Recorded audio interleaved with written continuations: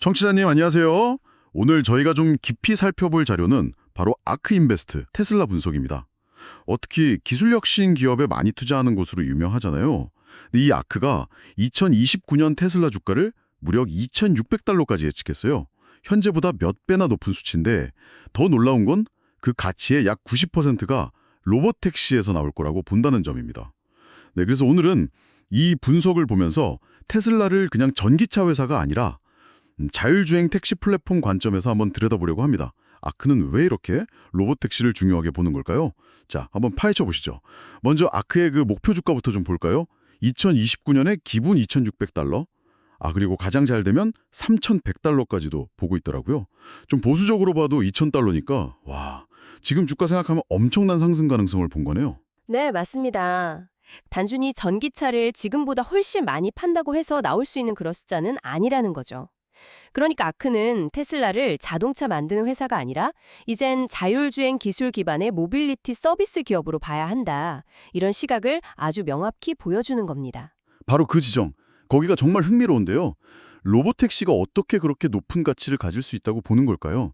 아크 자료 보니까 마진율을 80% 이상으로 추정하던데요. 네, 80. 지금 테슬라 전기차 판매 마진이 한 10% 후반대? 뭐 이 정도 아닌가요? 와, 비교가 안 되네요. 그렇죠. 80% 마진이라는 건 사실상 뭐 거의 소프트웨어 기업 수준이잖아요. 그러니까 이게 자동차 회사가 아니라 기술 플랫폼이라는 아크의 시각을 딱 보여주는 거죠. 왜냐하면 운전자가 필요 없으니까 인건비가 아예 안 들고 또 전기차니까 운영비 자체도 기존 내연기관 택시보다 훨씬 싸거든요. 한 3분의 1 수준. 그래서 아크는 로봇택시 비용을 말당 한 0.25달러에서 0.40달러 정도로 예상하는데요. 기존 택시가 보통 2달러 정도 하니까 이건 뭐 가격 경쟁력에서 상대가 안 되겠네요. 네, 압도적이죠. 그러니까 글로벌 시장 잠재력 자체도 뭐 어마어마하다고 보는 거고요. 그럼 이렇게 좀 장밋빛 전망을 하는 근거는 뭘까요? 아크는 테슬라가 이걸 진짜 해낼 수 있다고 보는 어떤 강점들을 제시하고 있나요? 아크가 꼽는 강점이 몇 가지 있습니다. 첫 번째는 역시 데이터죠. 실제 주행 데이터를 세상에서 가장 많이 가지고 있으니까 FSD, 완전 자율주행 기술 개발에 유리하다는 점. 두 번째는 그 자율주행에 필요한 핵심 부품, 예를 들면 컴퓨터 칩 같은 하드웨어를 테슬라가 직접 설계하고 만든다는 거고요. 그리고 마지막으로는 이른바 수직 통합 모델인데요. 차량 생산부터 소프트웨어, 충전소까지 다 직접 하잖아요. 네, A부터 Z까지 다 하니까 이걸 기반으로 로봇택시 서비스를 아주 빠르게 확장할 수 있을 거다. 이렇게 보는 거죠. 근데요, 사실 과거에도 보면 테슬라 자율주행 관련해서 뭐 언제까지 하겠다 이런 일정들이 계속 좀 늦춰지곤 했잖아요. 이번에는 정말 다를 거라고 보는 좀 특별한 이유가 있을까요? 아크 분석이 좀 지나치게 낙관적인 건 아닌가 이런 생각도 드는데요. 그 점이 정말 핵심적인 질문입니다. 맞아요. 아크의 분석은 분명히 상당히 낙관적인 편에 속합니다. 인정해야 하고요. 과거에 일정이 지연된 사례도 많았죠. 다만 아크 입장에서는 뭐 최근 FSD 버전 12 업데이트 같은 기술적인 진전 속도나 아니면 올해 6월에 텍사스 오스틴에서 한 10대에서 20대 규모로 시작한다는 시범홈 서비스 계획, 이런 구체적인 움직임들을 꽤 긍정적으로 평가하는 것 같아요. 이 시범 운영이 정말 중요한 시험대가 될 겁니다. 물론 기술 완성도 문제 말고도 각 나라 정부의 규제 승인이라는 아주 큰 허들이 있고요. 또 웨이모 같은 경쟁사들도 바짝 추격하고 있으니까 넘어야 할 산이 많은 건 사실입니다. 아크도 이런 위험 요인들을 당연히 고려해서 여러 시나리오를 제시하고는 있습니다. 그렇군요. 그럼 이 분석이 시사하는 바는 뭘까요? 결국 테슬라를 바라보는 관점 자체를 좀 바꿔야 할 수도 있다. 뭐 이런 걸까요? 네, 정확합니다. 테슬라를 더 이상 그냥 자동차 몇 대 파나 이 판매 실적만으로 평가하기보다는 좀 더 길게 보고 이 회사가 자율주행 기술을 통해서 서비스 플랫폼 기업으로 변모할 수도 있겠구나. 이런 가능성을 열어두고 봐야 한다는 거죠. 다만 이건 명백히 좀 장기적인 투자 관점이라는 걸 강조하고 싶고요. 단기적으로는 아까 말씀드린 기술적 문제, 규제 문제, 경쟁 문제 같은 위험 요인들을 아주 냉철하게 따져봐야 합니다. 결국 잠재력이냐 위험이냐 이 사이에서 균형점을 어떻게 잡느냐가 관건이겠죠? 네, 오늘 아크 인베스트 자료를 통해서 테슬라 미래 가치의 핵심 동력으로 왜 로봇택시가 부상하는지 그 이유를 좀 살펴봤습니다. 요약하면 역시 압도적인 수익성 그리고 거대한 시장 잠재력 때문이었네요. 네, 하지만 기술을 실제로 구현하는 게 얼마나 어려운지 또 규제라는 현실적인 벽도 분명히 존재합니다. 그러니까 아크의 분석은 결국 이런 여러 위험들을 감수할 만큼의 엄청난 잠재력이 테슬라에 있다. 이렇게 아주 강력하게 베팅하는 거라고 볼 수 있겠습니다. 청취자님께서는 이 자율주행 기술이 앞으로 우리의 이동 방식을 근본적으로 어떻게 바꿀 거라고 생각하시나요? 어쩌면 기술 발전 속도 그 자체보다도 우리의 이 혁신적인 변화를 얼마나 빨리 받아들일 수 있을지 그 사회적 수용 속도를 가늠해 보는 것도 참 흥미로운 관전 포인트가 될 것 같습니다. 안녕하세요. 최근 테슬라 주가 흐름이나 앞으로 전망에 대해 할 얘기가 정말 많더라고요. 로보택시 기대감, 또 정치적인 문제, 가격이 너무 비싼 거 아니냐는 논란까지 다양하네요. 특히 그 1분기 실적 보면 자동차 매출이 작년보다 20%나 줄었잖아요. 이런 상황에서 머스크의 역할이 더 중요해진 거겠죠. 그리고 마침 시기적으로도 저가형 신차 모델 출시 계획이라든지 아니면 오늘 좀 자세히 다룰 로보택시 같은 새로운 성장 동력이 꼭 필요한 시점이었거든요. 아, 로보택시. 네, 이런 것들이 잘 맞아떨어지면 테슬라가 다시 한번 크게 성장할 수 있다. 이런 기대감이 커진 겁니다. 그중에서 진짜 제일 뜨거운 감자가 로보택시 같아요. 이르면 6월 10일 오스틴에서 공개될 수도 있다는 얘기도 있고요. 이게 정확히 어떤 건가요? 아, 네. 그러니까 기존에 이미 팔린 테슬라 차들 있잖아요. 네네. 이걸 소프트웨어 업데이트 같은 걸 통해서 운전자 없이 스스로 움직이는 택시로 만들어서 하나의 네트워크, 망을 구축하겠다는 거예요. 아, 그럼 차를 새로 만드는 게 아니라 기존 차로요? 네, 그게 핵심이죠. 그래서 이게 만약 성공한다면 단순히 차 한 대 팔아서 끝나는 게 아니라 뭐랄까 계속 돈이 들어오는 구독적 모델이 가능해지는 거죠. 이익률도 훨씬 높을 거고요. 와, 정말 게임 체인저가 될 수도 있겠네요. 그쵸. 머스크도 이미 운전자 없는 테스트 잘 되고 있다. 사고 없이. 계획보다 한 달은 앞서 있다. 이런 얘기도 했고요. CFO도 새로운 수요의 시대가 올 거다. 이렇게 좀 바람을 넣었죠. 자동차 말고 또 주목해야 할 부분이 있을까요? 에너지 사업 얘기도 좀 있던데요. 아, 맞아요. 에너지 사업. 이것도 조용하지만 무섭게 크고 있습니다. 그 메가팩이라고 부르는 큰 에너지 저장 장치 있잖아요. 네. 그 설치량이 작년에 2배 넘게 늘었고 올해 1분기에도 작년 같은 기간보다 154%나 늘었어요. 엄청나죠? 154%요? 와. 네. 그리고 가정용 파워월도 꾸준히 잘 팔리고 있고요. 근데 더 중요한 건 이 에너지 사업의 수익성이 눈에 띄게 좋아지고 있다는 거예요. 아, 수익성이요? 네. 작년 한 해 에너기 부문 총이익이 26억 달러였는데 이게 2023년 11억 달러에 비하면 2배 이상 늘어난 거죠. 야. 특히 요즘 AI 때문에 데이터 센터 엄청 짓잖아요. 거기서 전기를 많이 쓰니까 메가팩 같은 대규모 저장 장치 수요가 확 늘고 있다는 분석이 있어요. 이게 이제 더 이상 그냥 부가 사업이 아니라 어엿한 핵심 성장 동력 중 하나로 크고 있다는 거죠. 와, 듣고 보니 기대감이 정말 크네요. 근데 항상 좋은 얘기만 있을 수는 없겠죠. 역시 제일 많이 나오는 걱정이 주가가 너무 비싼 거 아니냐, 이 논란 같아요. 네, 그게 참 어려운 문제입니다. 테슬라 가치를 딱 얼마다 이렇게 평가하기가요. 그 주가 수익 비율, P 말씀하시는 거죠. 이게 200배가 넘는다 이런 분석도 있었고. 그게 정확히 어떤 의미인가요? 아, 네. P는 현재 주가를 주당 순이익으로 나눈 값인데요. 쉽게 말하면 회사가 1년에 버는 돈 대비 주가가 몇 배나 비싸냐 이걸 보여주는 지표예요. 200배라는 건 지금 버는 속도로 200년은 벌어야 현재 주가만큼 된다는 거니까 상당히 높은 거죠. 물론 이게 높다고 무조건 나쁜 건 아니에요. 그만큼 앞으로 엄청나게 성장할 거라는 기대감이 반영된 걸 수도 있거든요. 근데 문제는 로보택시처럼 아직 현실화되지 않은 완전히 새로운 사업에 대한 기대감이 대체 얼마큼 주가에 녹아있는 건지 이걸 판단하기가 너무 어렵다는 거죠. 우버나 웨이모 같은 회사랑 기교하기도 좀 애매하고요. 그러네요. 머스크 본인도 약간 좀 기대를 낮추려는 듯한 말을 했다면서요? 맞습니다. 로보택시가 실제로 회사 돈 버는데 기여하려면 내년 중후반은 돼야 할 거다. 그리고 오스틴에서 시작하는 것도 아주 작게 시작할 거다. 이렇게 얘기했어요. 그러니까 당장 막 큰 돈이 될 거다. 이렇게 기대하는 건 좀 이르다는 뉘앙스죠. 최근 주가 상승이 이런 미래 기대감을 이미 좀 많이 땡겨온 거 아니냐. 이런 시각도 있고요. 또 다른 위험 요인이라고 하면 역시 그 머스크 리스크를 빼놓을 수 없겠죠. 정치적인 문제요. 아, 네. 그게 정말 큰 변수죠. 최근에 트럼프 전 대통령이랑 공개적으로 좀 설전을 벌였잖아요. 그때 주가가 하루 만에 14%나 확 빠졌었죠. 맞아요. 엄청났죠. 그때 트럼프가 뭐 테슬라랑 정부 계약 같은 거 중단할 수도 있다, 이런 얘기까지 했으니까요.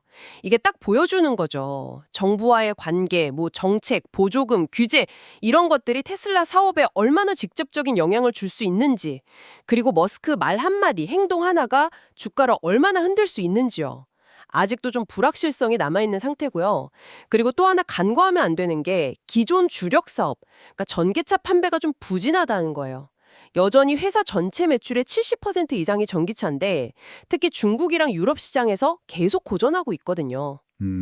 왜 그런 걸까요? 일부에서는 뭐 모델 디자인이 좀 오래됐다, 신선함이 떨어진다 이런 지적도 있고요. 경쟁도 점점 심해지고 있고요. 아무리 로보택시나 에너지 사업 같은 미래 성장성에 기대를 건다고 해도 지금 당장 돈을 벌어주는 핵심 사업이 흔들리는 건 분명히 위험 신호죠.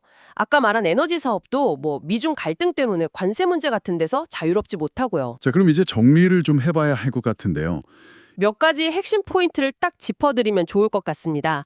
첫 번째는 역시 로보택시가 테슬라의 미래 가치를 결정질 가장 중요한 변수라는 점. 이건 분명히 강조해야 하고요. 네.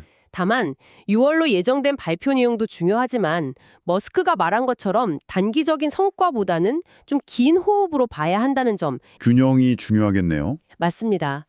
둘째는 현재 주가에는 이런 미래 기대감이 상당히 녹아 있어서 밸류에이션 부담이 있고 변동성도 매우 크다는 사실이에요. 5월에 23% 급등했다가 6월 초에 또 13% 하락하고 이런 식이니까요. 그렇죠. 그래서 일부 분석가들은 지금 막 사라 이게 아니라 가지고 있다면 계속 보유하거나 좀 더 지켜보자 이런 의견을 내는 이유이기도 하고요. 마지막 세 번째는 에너지 사업의 성장을 절대 놓치면 안 된다는 겁니다. 테슬라가 이제 단순 전기차 회사가 아니라 종합 에너지 솔루션 기업으로 진화하고 있다는 아주 중요한 증거거든요. 실제로 돈도 잘 벌고 있고요. 테슬라가 이렇게 점점 AI, 로보택시, 에너지 중심으로 사업 구조를 바꿔나가고 있잖아요. 그럼 앞으로 투자자들은 테슬라의 가치를 어떻게 평가해야 할까요? 그냥 예전처럼 분기에 차 몇 대 팔았나 이것만 볼 수는 없을 텐데 과연 어떤 새로운 기준과 관점이 필요하게 될까요? 좀 흥미로운 고민거리가 될 것 같습니다. 네, 정말 생각해 볼 만한 질문이네요. 네, 안녕하세요. 오늘 저희가 가져온 자료들을 보면서 테슬라 주가 아시죠? 그 최근 롤러코스터 같은 움직임, 그리고 그 핵심에 있는 로보택시 이슈를 좀 명확하게 정리해 드릴게요. 뭐 주식 얘기 처음 듣는 분들도 아, 이런 거구나 하고 핵심을 딱 잡으실 수 있게 좀 쉽고 재밌게 가보겠습니다. 네, 안녕하세요. 진짜 2025년 6월 들어서 테슬라 주가는 숨가빴죠. 특히 그 8월 8일 로보택시 공개 앞두고 기대감도 큰데 아시겠지만 CEO 관련해서 예측 불가능한 일들이 계속 터지잖아요. 이러한 복잡한 상황에서 투자자로서 뭘 봐야 할지 한번 짚어보죠. 그럼 긍정적인 면부터 볼까요? 6월 초에 주가가 확 빠졌다가 다시 좀 올라왔어요. 무슨 일이 있었죠? 네, 그게 6월 5일이었나?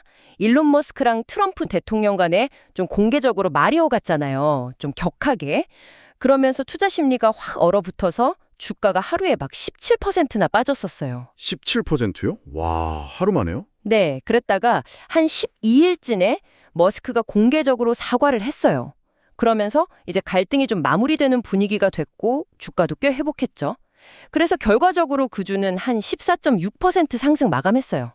이게 참 CEO 말 한마디에 시장이 얼마나 민감한지 딱 보여주는 거죠. 이야, 정말 변동성이 엄청나네요. 근데 역시 제일 기대하는 건 로보택시 같아요. 그 운전사 없는 택시요. 구체적인 계획 나왔다고요? 맞습니다. 그 8월 8일 공개 행사 그거랑은 별개로요. 당장 6월 22일에 텍사스 오스틴에서 시범 운영을 시작하겠다고 했어요. 뭐 모델 Y 차량 한 10대에서 20대 정도? 처음에는 구역도 제한하고 혹시 모르니까 원격으로 사람이 감독하는 시기고요. 머스크도 안전이 제일 중요하니까 일정은 좀 바뀔 수도 있다 이렇게 얘기는 했어요. 아, 그러니까 아주 작게 시작하는 거지만 그래도 첫 발을 뗀다는 것 자체의 의미가 크네요. 근데 로보택시가 왜 그렇게 중요해요? 테슬라한테? 그게 이제 전기차 시장 경쟁이 점점 심해지잖아요. 성장세도 예전 같지 않다는 말도 나오고 테슬라 입장에서는 뭔가 새로운 성장 동력이 꼭 필요한 시점인데 이 로보택시는 단순히 차 파는 걸 넘어서는 거거든요. 뭐랄까 계속 돈이 들어오는 서비스 플랫폼으로 회사를 바꾸는 열쇠 같은 거죠. 지금 테슬라 기업 가치가 높은 이유도 상당 부분은 이 로보택시가 성공할 거라는 기대감 때문이라고 봐야 하고요. 그리고 또 하나 6월 13일 주총에서 머스크 그 보상안 있잖아요. 거액. 그거 재생인 가능성이 커진 것도 단기적으로는 좀 긍정적이었죠. 경영 불확실성이 좀 줄어드니까. 네, 미래에 대한 기대는 알겠는데 근데 당장은 위험 요인도 만만치 않아 보여요. 아까 말씀하신 그 CEO 문체만 봐도 주가가 너무 쉽게 흔들리는 것 같고요. 정확해요. 그게 바로 우리가 흔히 말하는 머스크 리스크죠. 기업 자체의 가치나 실적과는 별개로 CEO 개인의 어떤 예측 불가능한 말이나 행동이 주가에 직접 그리고 크게 영향을 주는 거예요. 투자자 입장에서는 이거 참 통제하기 어려운 위험이죠. 이런 돌발 변수들이 테슬라 주가 변동성이 왜 이렇게 높은지 설명하는 이유 중 하나고요. 로보택시에 대해서도 다 좋게만 보는 건 아니죠. 어떤 걱정들이 있나요? 네, 그렇죠. 예를 들어서 그 베어드라고 투자 분석 회사 있잖아요. 거기서는 로보택시 사업이 너무 좀 장밋빛으로 그려지는 거 아니냐. 기대가 너무 과하다 뭐 이러면서 테슬라 투자 의견을 중립으로 내렸어요. 아무래도 완전 자율주행 기술을 진짜 완벽하게 만드는 거. 또 수많은 돌발 상황에서 안전 문제, 그리고 나라마다 도시마다 다른 복잡한 규제들, 이런 현실적인 벽이 높다는 거죠. 그러니까 기대는 큰데 실제로 딱 되기까지는 시간도 걸리고 어려움도 많을 거다. 이런 지적이에요. 기술적인 문제 말고 또 다른 위험은 없나요? 한 두 가지 정도 더 볼 수 있겠는데요. 하나는 미국 정부가 캘리포니아의 그 강력한 전기차 의무 판매 규제 있잖아요. 그걸 좀 완화할 수도 있다. 이런 얘기가 나와요. 이게 만약 진짜 그렇게 되면 테슬라가 다른 회사에 탄소 배출권 팔아서 얻는 수익이 줄 수 있거든요. 약간 보너스 수입이 없어지는 거죠. 탄소 배출권 수익이요? 네. 그리고 또 하나는 최근에 독일이나 영국 같은 유럽 주요 시장에서 테슬라 판매량이 작년보다 줄었다는 점. 이것도 단기 실적에는 좀 부담이 될 수 있고요. 지금 주가가 연초보다는 한 19% 내렸지만 1년 전이랑 비교하면 또 91%나 오른 상태거든요. 이 높은 상승률에는 방금 말씀드린 그 로보택시 기대감이 이미 상당히 들어가 있다 이렇게 봐야 합니다. 와, 정말 복잡하게 얽혀 있네요. 미래에 대한 기대는 엄청난데 당장의 위험 요인들도 막 팽팽하게 맞서고 있고요. 그럼 이 모든 걸 다 종합해서 투자 관점에서는 좀 어떻게 접근해야 할까요? 테슬라는 로보택스라는 이게 만약 성공하면 정말 기업 가치를 몇 단계나 올려놓을 수 있는 강력한 잠재력이 있어요, 분명히.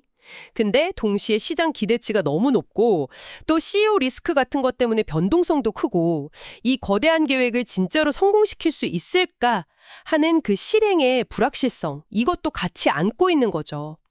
그래서 단기적으로는 뭐 8월 로보택시 공개 같은 특정 이벤트나 뉴스 하나하나에 주가가 크게 출렁일 가능성이 높아요. 하지만 좀 더 길게 보면 결국에는 로보택시랑 그 AI 기술을 얼마나 안정적으로 또 성공적으로 구현해내느냐. 이게 테슬라의 진짜 가치를 결정할 거라고 봅니다. 네, 정말 한순간도 눈을 뗄 수가 없는 상황이네요. 마지막으로 저희 청취자분들이 이 내용 들으시고 스스로 한번 던져볼 만한 질문 같은 게 있을까요? 한번 이렇게 생각해 보시면 어떨까요? 지금 테슬라 가치 중에 아직 현실이 되지 않은 완전 자율주행 로보택시에 대한 기대감이 차지하는 비중이 과연 얼마일까? 그리고 설사 완전 자율주행까지 시간이 좀 더 걸린다고 해도 그 과정에서 나오는 단계적인 자율주행 기술 발전만으로도 충분히 매력적인 가치를 만들어낼 수 있을까? 이 질문들에 대해서 스스로 한번 답을 찾아보시면 아마 투자 방향을 정하시는데 좀 도움이 되지 않을까 싶습니다. 안녕하세요. 6월 중순 테슬라 소식이 정말 많았죠. 주식 투자가 처음이라 어디서부터 봐야 할지 좀 막막하셨다면 오늘 저희가 딱 핵심만 뽑아서 정리해 드릴게요. 최근 테슬라의 중요한 움직임들, 주가라든지 로보택시, 생산 이슈, 또 새로운 기술 소식까지 쉽고 빠르게 한번 짚어보겠습니다. 일단 최근 주가 물가부터 보면요. 6월 13일부터 21일까지인데 316달러에서 한 329달러 그 사이에서 비교적 좀 잠잠했어요. 네, 그렇죠. 역시 가장 큰 뉴스는 그거겠죠. 6월 22일 텍사스 오스틴에서 시작된다는 로보택시 시범 서비스요. 와, 운전석에 사람이 없다니 저도 자료 보면서 와, 이게 진짜 되는 건가 싶더라고요. 네, 그 기대감이 정말 크죠. 이게 테슬라의 어떤 장기적인 성장 가능성을 보여주는 아주 중요한 포인트거든요. 그렇죠. 자동차 회사를 넘어서는 그림. 맞습니다. AI 서비스 기업으로 진짜 갈 수 있느냐? 이걸 보여주는 시험대인데 근데 또 당장 현실적인 면도 좀 봐야 해요. 초기 운영 규모가 100대 미만으로 아직은 좀 작고요. 그리고 이제 시장에서는 뉴스에 팔아라 이런 심리 때문에 단기적으로는 변동성이 커질 수도 있어요. 아, 네. 그리고 그 텍사스 일부 의원들이 안전 문제를 좀 제기하면서 제동을 걸려는 움직임도 있거든요. 이런 규제 문제도 분명히 넘어야 할 산이고요. 그러니까 장기적인 가능성하고 단기적인 허들, 이걸 같이 봐야 하는 상황이죠. 그렇군요. 미래 기술도 정말 흥미로운데 당장 또 생산 쪽 움직임도 있었잖아요. 오스틴 공장이 잠시 멈추고 설비 개선 들어간다. 이런 얘기요. 네, 맞아요. 하반기에 생산성을 좀 더 끌어올리려고 준비하는 단계로 봐야겠죠? 그리고 더 저렴하다는 모델 Q 출시 가능성이나 충전 속도나 수명을 확 늘린 차세대 배터리 소식 같은 것도 계속 기대감을 높이고 있고요. 배터리 얘기도 계속 나오네요. 특히 그 LFP 배터리 성능 개선 소식은 저도 좀 인상 깊었어요. 가격은 낮추고 안정성은 높인 거잖아요. 네, 맞습니다. 이런 움직임들이 다 테슬라의 큰 그림하고 연결되는 거예요. 그러니까 모델 Q 같은 걸로 더 넓은 시장을 잡고 또 차세대 배터리나 암스테르담에 AI 센터 짓는 거 이런 걸로 기술 격차는 계속 유지하고 단순히 전기차만 만드는 게 아니라 중국의 대규모 ESS 공장 짓는 거라든지 아니면 앱 하나로 집 전체를 관리하는 스마트홈 기술 같은 거요. 사업 영역을 계속 넓히면서 미래를 준비하는 모습이죠. 와, 정말 다방면으로 움직이네요. 근데 마냥 좋은 소식만 있는 건 아니더라고요. 그 친환경차 판매하면 주는 보조금 같은 걸 다른 회사에 파는 거잖아요. 네, 맞습니다. 그만큼 테슬라 수익의 일부가 외부 정책에 좀 의존하고 있다는 뜻도 되거든요. 그래서 정책이 바뀌면 실적에 바로 영향을 줄 수 있다는 거, 이게 분명한 위험 요인 중 하나예요. 로보택시 성공 여부가 기술이나 규제 통과에 달린 것처럼요. 그렇군요. 네, 이런 점들 때문에 사실 전문가들 사이에서도 의견이 좀 갈려요. 로보택시 성공 기대하면서 목표 주가 $500 이렇게 보는 쪽도 있고 아니면 크레딧 문제나 경쟁 심해지는 거 보면서 좀 신중해야 한다 이런 의견도 있고요. 그럼 이렇게 좀 엇갈리는 전망 속에서 투자자로서 지금 가장 주목해야 할 포인트는 뭘까요? 뭐가 제일 중요할까요? 결국에는 잠재력하고 위험 요인 이 두 가지를 좀 균형 있게 보셔야 합니다. 로보택시가 진짜 잘 자리 잡는지, 새로운 배터리 기술이 제때 적용되는지 이런 긍정적인 신호들을 계속 확인해야 하고요. 동시에 크레딧 변화나 다른 나라들 규제 움직임 같은 위험 요인도 계속 체크해야 하죠. 단기적인 뉴스 하나하나에 너무 흔들리기보다는 좀 큰 흐름을 파악하시는 게 중요합니다. 이 점을 기억하시면 좋겠습니다. 네, 테슬라는 이제 단순한 자동차 회사를 넘어서 AI, 에너지, 그리고 우리 생활 전반을 다 아우르는 어떤 플랫폼 기업으로 나아가려는 것 같아요. 만약에 이런 정말 광범위한 변화가 현실이 된다면 그 기술 자체의 발전보다도 우리 일상의 모습에 어떤 우리가 예상하지 못한 변화를 가져올지 한번 상상해 보는 건 어떨까요? 안녕하세요. 요즘 테슬라 로보택시 얘기 정말 많죠? 네, 아주 뜨겁습니다. 최근에 오스틴에서 시범 운행 시작하면서 주가가 확 올랐다가 또 바로 좀 빠졌어요. 네, 맞아요. 변동성이 꽤 컸죠. 그래서 이게 정말 게임 체인저가 될 건지 아니면 그냥 기대감만 너무 앞선 건지 좀 궁금하실 것 같아요. 그렇죠. 다들 관심이 많으시죠. 오늘 저희가 관련 자료들 보면서요. 이 로보택시의 진짜 가능성 그리고 또 현실적인 문제점들 이걸 좀 쉽고 명확하게 짚어보려고 합니다. 자, 그럼 먼저 좀 긍정적인 얘기부터 해볼까요? 그 오스틴 시범 운행 첫 탑승자들 후기가 나왔는데 반응이 생각보다 괜찮네? 이랬다면서요? 네, 맞아요. 초기 반응은 나쁘지 않았던 것 같아요. 특히 일부 전문가들은 아주 그냥 기대감을 막 드러내고 있어요. 아, 그래요? 네, 예를 들어 웨드부시 증권의 댄 아이부스라고 들어보셨죠? 아, 네네, 유명하죠. 이 사람이 자율주행차 황금 시대의 시작이다. 뭐 이런 말까지 했거든요. 와, 황금 시대요? 네. 그러니까 이게 단순히 차를 파는 문제가 아니라 아예 로보택시라는 서비스로 새로운 수익 모델을 만들 수 있다. 이런 기대감이 큰 거죠. 아, 그냥 자동차 회사가 아니라 AI 기술 기업으로 가는 발판이 될 수도 있다, 이런 거군요. 그렇죠. 성공만 한다면요. 정말 큰 기회가 될 수 있죠. 영화에서 보던 게 진짜 오는 건가? 막 이런 생각도 드네요. 하지만 또 마냥 좋은 소식만 있는 건 아니잖아요. 그 시범 운행 중에 뭐 신호 위반 얘기도 나오고 급정지 같은 좀 불안한 모습도 있었다면서요? 네, 맞아요. 그런 문제점들이 바로 포착되면서 안전 문제가 확 떠올랐죠. 그러니까요. 규제 당국 조사 얘기도 들리고요. 네, 주가가 올랐다가 바로 좀 조정받은데도 뭐 그런 이유가 있겠죠. 역시 안전이 문제네요. 여기서 이제 시장의 시각이 좀 갈리는 게 흥미로운데요. 아, 어떻게 다른가요? 예를 들어 UBS 같은 투자은행은 좀 더 신중해요. 로보택시, 이거 상용화까지 돈도 많이 들고 또 지역마다 규제 승인받는 것도 이게 보통 일이 아니거든요. 아, 그렇죠. 규제가 나라마다 주마다 다를 때니까요. 네, 그러니까 실제 수익으로 이어지려면 시간이 꽤 걸릴 거다, 뭐 이런 분석이죠. 그러면서 혹시 이런 미래 기대감이 지금 주가, 그러니까 그 밸류에이션에 너무 과하게 반영된 거 아니냐, 이런 의문을 제기하는 거예요. 아, 거품일 수도 있다, 이런 시각이군요. 그렇죠. 게다가 테슬라의 지금 주력 사업, 그러니까 전기차 판매가 좀 둔화되고 있다는 점도 이거 무시 못하거든요. 맞아요. 그 얘기도 계속 나왔었죠. 실제로 올해 들어서 전기차 판매 부진 때문에 테슬라 주가가 한 20% 정도 빠졌어요. 꽤 많이 빠졌네요. 네, 경쟁도 심해지고 가격도 내리다 보니까 이익률, 그러니까 마진 압박도 현실적인 문제고요. 그래서 곧 발표될 2분기 실적이 단기적으로는 주가에 꽤 중요한 영향을 줄 거다, 이렇게 보고 있습니다. 자, 그럼 정리를 좀 해보면 테슬라가 로보택시라는 아주 매력적인 미래카드를 보여주긴 했지만 당장은 안전 문제, 또 규제 문제, 그리고 원래 하던 전기차 판매 부진 이런 현실적인 숙제들이 쌓여있는 상황이네요. 네, 그렇습니다. 딱 그런 상황이죠. 미래 가치와 현재 상황 사이의 균형점을 잘 봐야 하는 시점이에요.